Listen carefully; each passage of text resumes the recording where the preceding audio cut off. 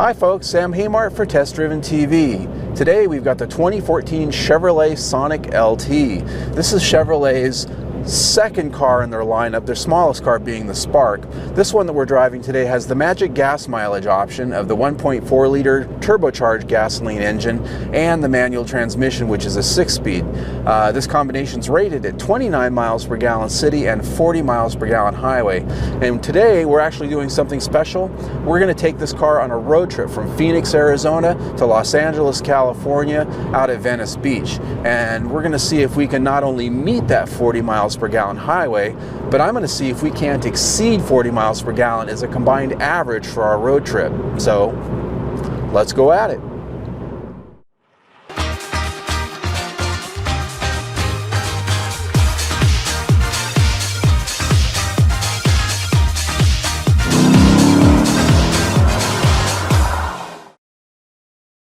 Our road trip started out on I-10 in Phoenix, and an average of over 40 miles per gallon was easily reached in city freeway traffic. Were we able to keep this going all the way to LA? Stay tuned, and we'll be back to this shortly. The 2014 Chevrolet Sonic is a small car that really beats to its own drummer. Competing against cars like the Nissan Versa, Ford Fiesta, and Toyota Yaris, it offers up a different style and character all its own. From top to bottom, it just has an avant-garde sort of feel to its styling, even aggressive in a cute sort of way. Our 5-door hatch had a kicked-up C-pillar that just makes you smile, or frown depending on your tastes. While the average Sonic LT Turbo would be around $18,000, our tester was loaded up with a host of dealer-installed appearance accessories and packages which brought the price to well over $21,000. These included fog lights, a blacked-out grille and mirror caps, a rear spoiler, and mean-looking black 16-inch alloy wheels. It also had catback Borla exhaust, which gave it some extra punch in the sound department, as well as a nice piece of bling out back. The interior of the Sonic is an impressive design which goes a few steps further in style than many competitors. The seats have a nice patterned cloth and provide good comfort, something I appreciated on our long trip. The dash is well laid out with a motorcycle-style instrument cluster and a simple center stack which has easy-to-understand controls. The only question mark was the large storage holes on either side of the radio that seem afterthought. The steering wheel tilts and telescopes, and the manual shifter, while feeling a little bit disconnected, was slick and easy to use at all times. The switchgear feel and quality is far more above basic Chevrolets of the past, making this car feel like a better value merely by the touch. The interior design tells you that Chevrolet wanted to go the extra mile and give you something to be proud of. A lot of the Japanese brands and some of the Korean brands, they have a very well done interior when it comes to quality, ergonomics, and all of that, but they're a little appliance-like and plain. This interior just has a nice look to it, it's appealing, and something you'd be proud to own. The only thing that I really have to say about the interior that still kind of bugs me, just like the Chevrolet Spark we tested earlier this year, is that the stereo system does not have a CD player.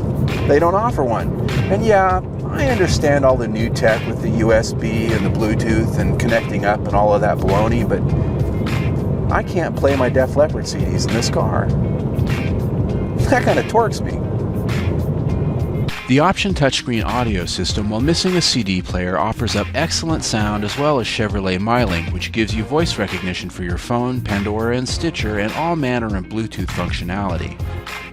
Rear seat room was cavernous for a car of this size, offering up good height for leg comfort. The rear cargo area was not so big, but if you want a trunk, you can order up the Sonic sedan instead. Handling is somewhere between Econocar Basic and Sport Hatch. Spring rates and steering weight seemed about medium in strength, which is just enough to make the car engaging around town and on windy roads. It's very nimble. Okay. Yeah, nimble's the word. Much of the time on a road trip was spent on windy roads and city streets where the Sonic was indeed fun to drive, carving through traffic and pushing into the occasional curve.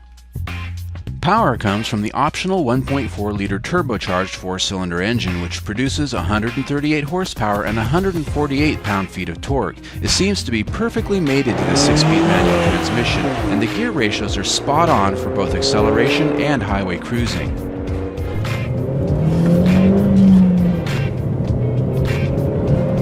Woo! That's turbo power. Well, not really. The reality is this is not a fast car like, say, a Fiesta ST from Ford, but it's reasonably quick and fun to drive when it comes to accelerating. You don't get any of the turbo whistle that some of the turbo cars in the 1980s and 1990s gave you, but the good news is that it does add a little bit of a fun to drive aspect to the car that makes it, you know, fun. On the highway in 6th gear, it will roll along about 2,000 RPM at 65 miles an hour, which is the sweet spot for maximum fuel economy. Now, about how we did on a road trip. You know, so the whole road trip thing to go out to Los Angeles and hypermile and get 40 plus miles to the gallon didn't work out so well. And really, it was all about the weather. We were heading into 20 and 30 mile an hour headwinds, pretty much from Phoenix all the way to Los Angeles. That plus rain and some weather, other traffic conditions, we ended up only getting about 38 miles to the gallon overall on that trip. But that's still pretty commendable when you consider the car is rated at 40 miles per gallon highway. And when I got into the city, we had some awful traffic. I had to go from Hollywood out to Venice Beach on Santa Monica Boulevard, and that was almost 2 hours of bumper-to-bumper rush hour traffic that was just nothing but first and second gear, clutch in, clutch out. My leg hurt, but at the end of that, we still got 33.5 miles per gallon combined in the city segment of that trip. So we had 33.5 in the city, 38 on the highway, and I think given all the challenges, the traffic, road conditions, weather, the wind, all of that, I think that was still pretty commendable. Our Chevrolet Sonic proved to be a good friend for the long trip and showed that it makes both an easy-to-drive and willing city car as well as a comfortable road trip cruiser. This is a set of traits which many of its competitors don't do both well at the same time. Well, after a week behind the wheel, I have to say I like the Sonic. It's a very well-built car, at least in the way it feels. The fit and finish on the interior is very well done. I do miss that CD player that isn't there or isn't available.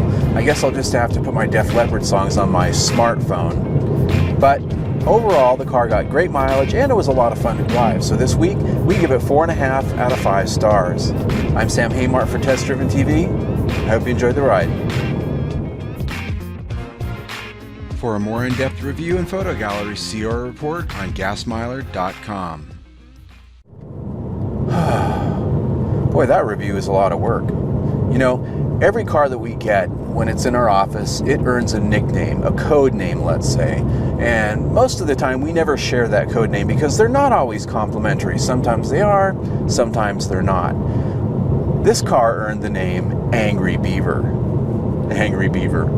And of course, it's because this car just has this personality and look where it's kind of like a beaver, you know, and it seems angry with its little black wheels and its turbo motor, you know,